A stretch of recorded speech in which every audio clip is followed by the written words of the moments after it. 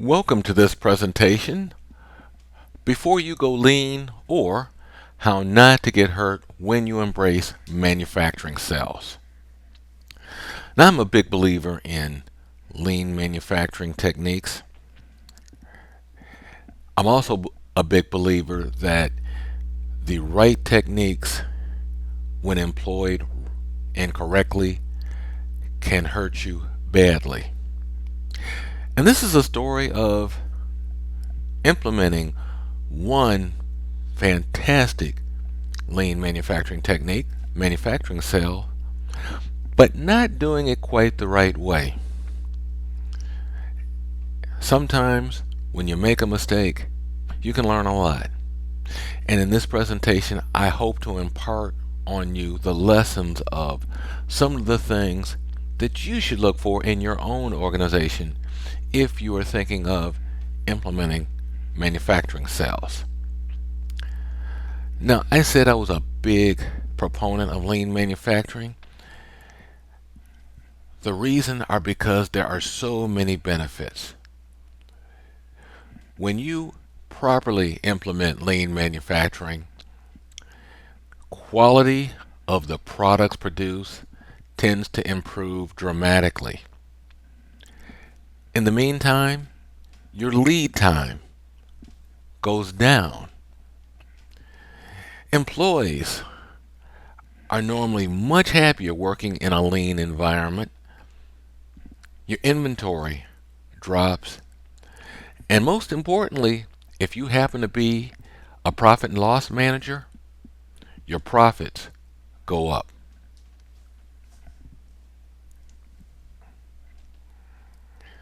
Now let me explain to you the situation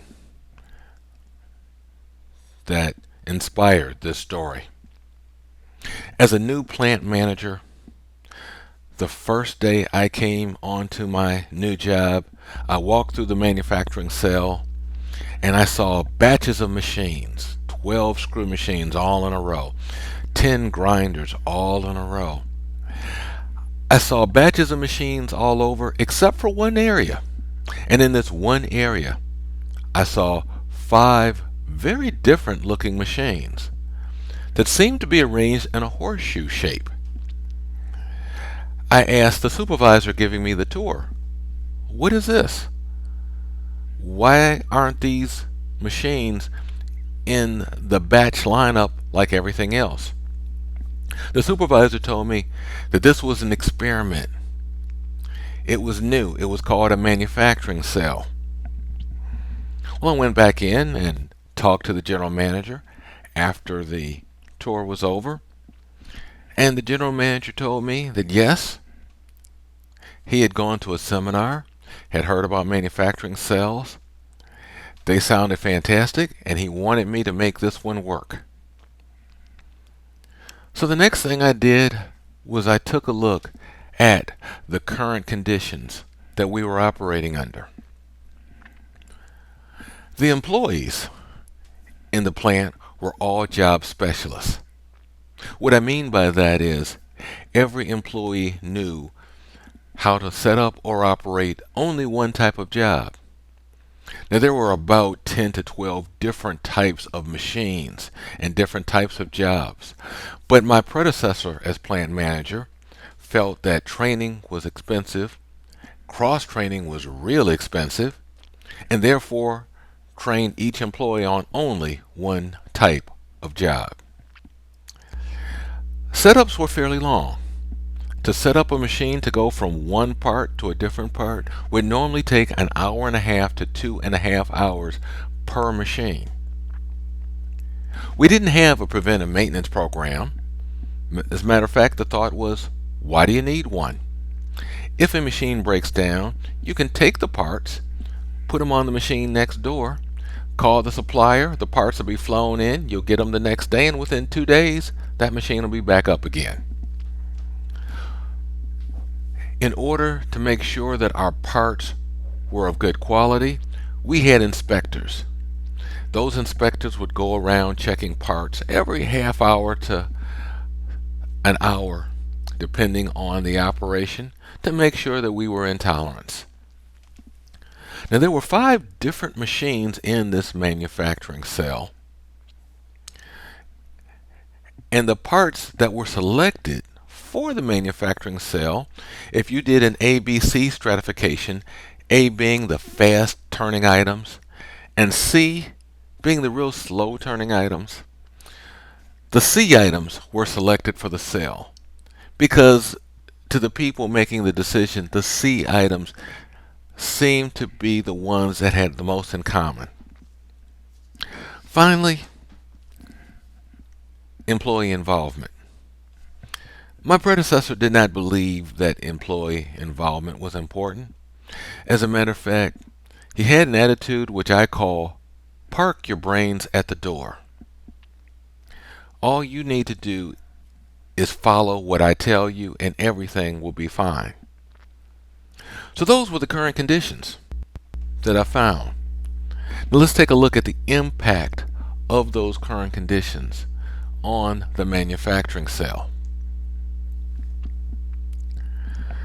First of all, we had C items to run through the cell. Well, C items by definition means very low volume. Very low volume in the manufacturing cell meant we had very short production runs. And any manufacturing manager will tell you, short production runs are not something that we're really fond of. However, when you combine it with the next problem, it is a problem. And that problem was the setups themselves.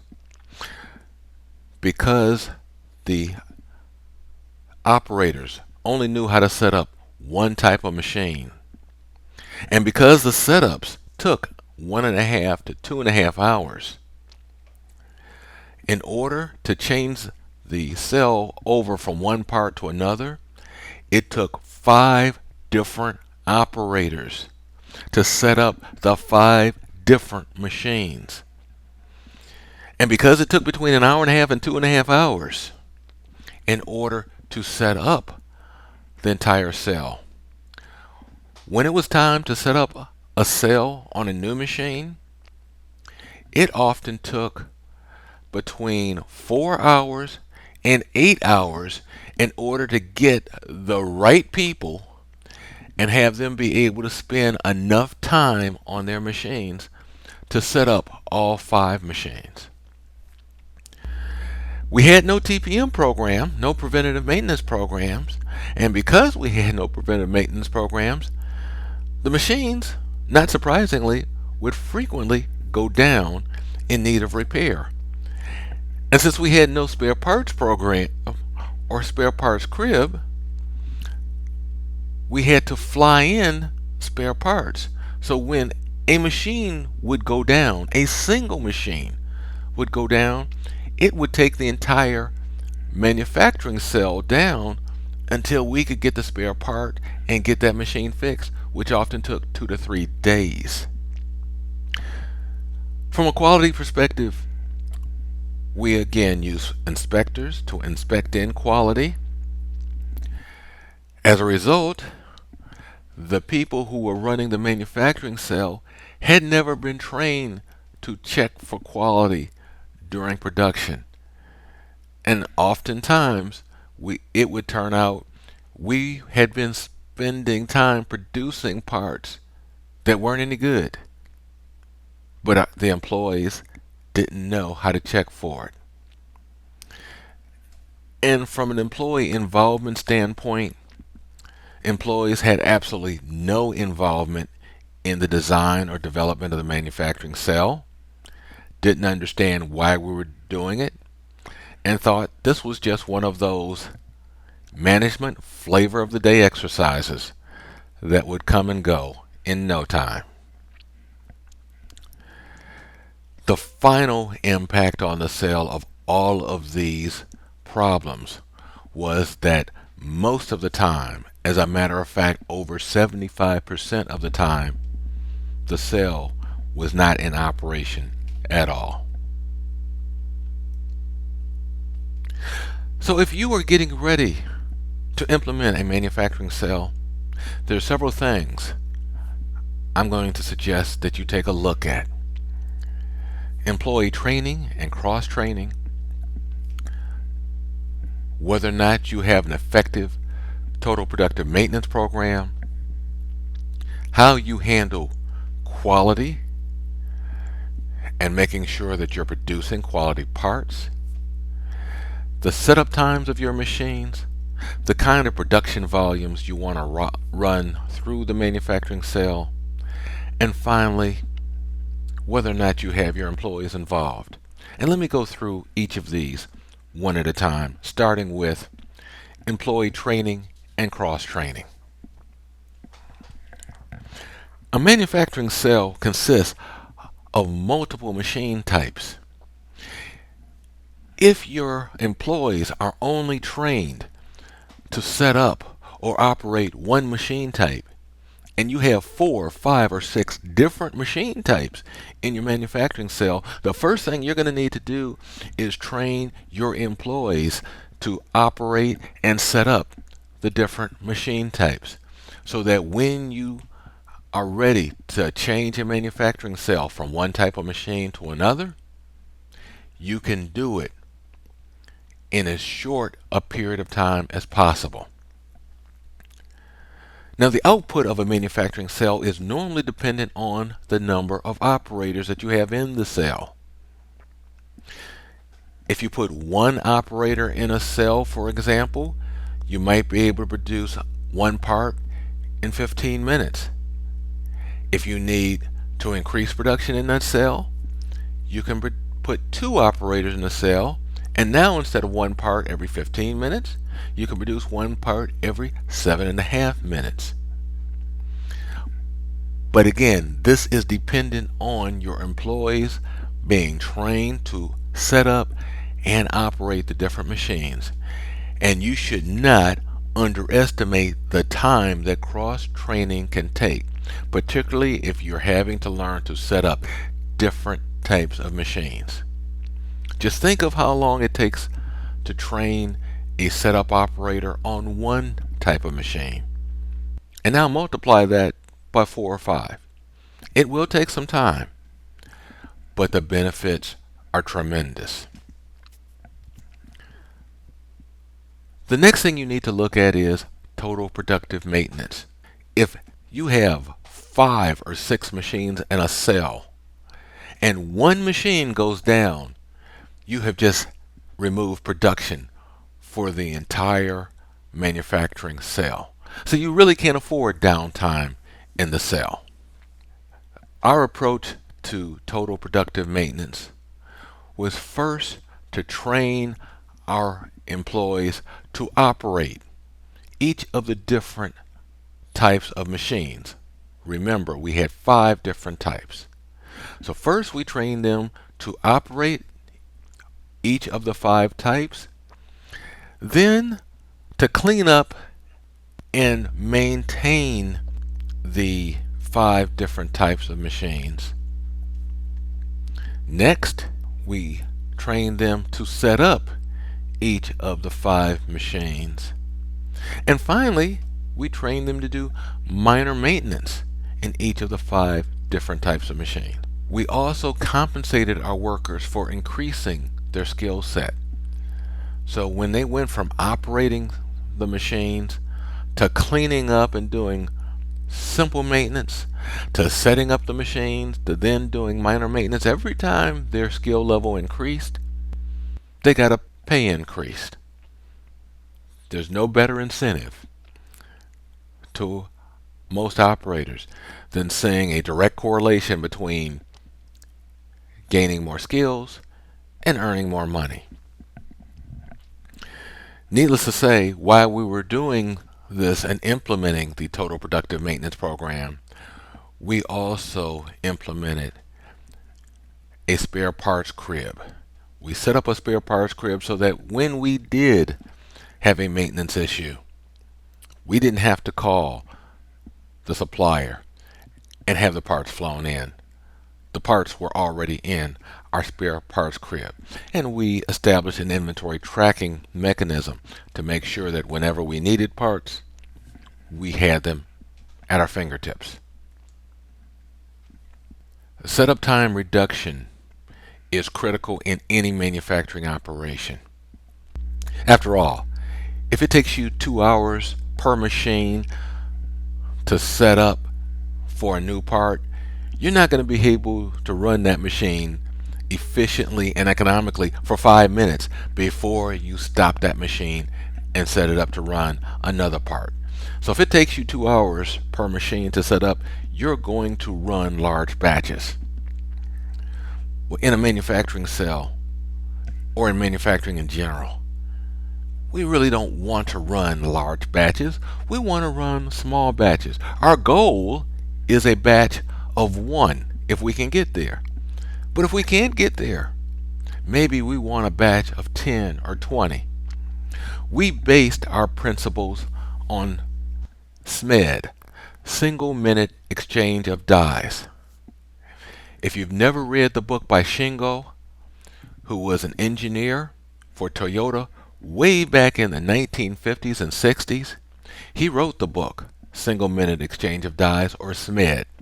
His philosophy was no setup should take longer than single-digit minutes. That means no setup should take longer than 9 minutes. Now, we trained our employees on some of the principles of SMED. We got them involved, and we were able, the very first time we tried it, we videotaped a setup. We analyzed the setups with the operator. We identified a lot of the problems which caused our setup to be 2 hours long. And the very first time we tried it, we were able to reduce a 2 hour long setup to 20 minutes. The very first time. A 20-minute setup will allow you to change parts and run much smaller batches than a 2 hour setup will. And of course, our cell employees were trained to set up each machine. Once we got to the point where we could set up each of the 5 machines in between 15 and 20 minutes, that meant that one person could set up the entire cell, change it over from one part to another in less than an hour and a half. Previously, it had taken 5 setup operators to set up the machines, and it often took us anywhere from 4 to 12 hours because they were busy doing other things.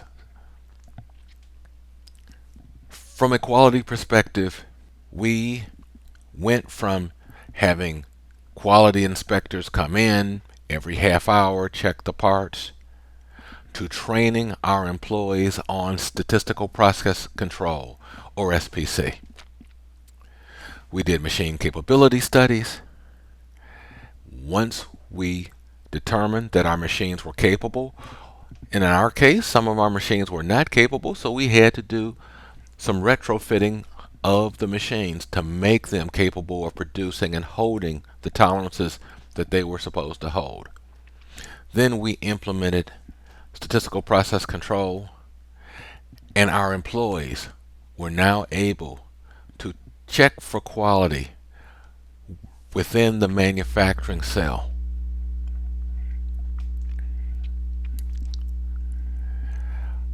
The volumes that you're going to put in a manufacturing cell should elicit several questions. Number one, will the production volumes justify dedicated machinery? One of the things that we discovered, because unfortunately C items, slow moving parts, had been selected to go through the manufacturing cell, they actually did not have sufficient volume to justify being in a manufacturing cell. We had to change which machines we were using so that we could run our A items, our fast moving parts. Those generated enough volume to justify a dedicated manufacturing cell. Of course, we had to make sure that the setups were fast enough in order to keep the cell operational, that our TPM program was strong enough so that we didn't have constantly machines going down. And finally, you have to make sure that your cell is structured so that you can increase or decrease your output simply by adding or removing your operators. Finally, employee involvement. The park your brains by the door, just do what management tells you to do, does not work in a lean environment, does not work if you want your employees to help you turn around your organization. You need to give your employees the training and the tools, and then let your employees lead. You'll find that with your employees leading the way, you will have a much more efficient, much more profitable organization. And now for your pre-lean checkup. Before you implement a manufacturing cell, take a look at your employee training and cross-training programs. Do your employees know how to set up and operate each type of machine that's going to be in that manufacturing cell? If they do, you're ready to move forward. If they don't, you need to get your employees cross-trained first. Next, total productive maintenance. Is your program effective? How often are your machines breaking down right now? Do you have a spare parts room with efficient and effective inventory tracking so that if a machine goes down, the spare part to fix it is definitely on hand and not just a figment of your computer's imagination? From a quality standpoint, are your employees trained in statistical process control, in Six Sigma, in other quality techniques, so that you're not relying on outside inspectors and attempting to inspect quality in instead of building quality in?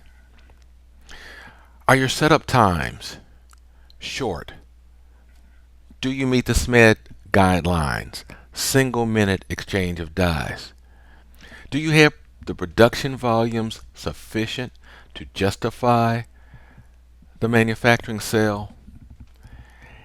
And are your employees trained and ready to be leaders, not just followers? For more information on how to implement the lean manufacturing techniques that were described in this presentation, contact me, Mark Williams, the president of the Williams Supply Chain Group, at mwilliams@w-scg.com.